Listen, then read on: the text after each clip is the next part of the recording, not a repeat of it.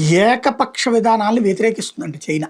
భారత్ మీదన పరోక్షంగా వార్నింగ్ ఇస్తా చైనా పాకిస్తాన్‌కి అండగా ఉన్నానని చెప్తున్నటువంటి ప్రకటన.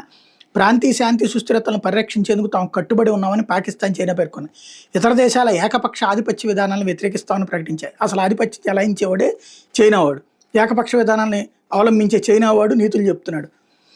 చైనా విదేశాంగ మంత్రి వాంగ్ యీతో పాక్ ఉప ప్రధాని విదేశాంగ మంత్రి ఇషాక్ దార్ ఆదివారం ఫోన్లో మాట్లాడారు. పహల్గాం ఉగ్రదాడి తర్వాత ప్రాంతీయ నెలకొన్న పరిస్థితులను వాంగ్కి ఆయన వివరించారు. అంటే పాకిస్తాన్ వాడికి ఏదో చెప్పాడు, వాడేదో వీడికి చెప్పాడు, దాన్ని వీడు మనకు వక్రీకరించి చెప్తున్నాడు అనమాట.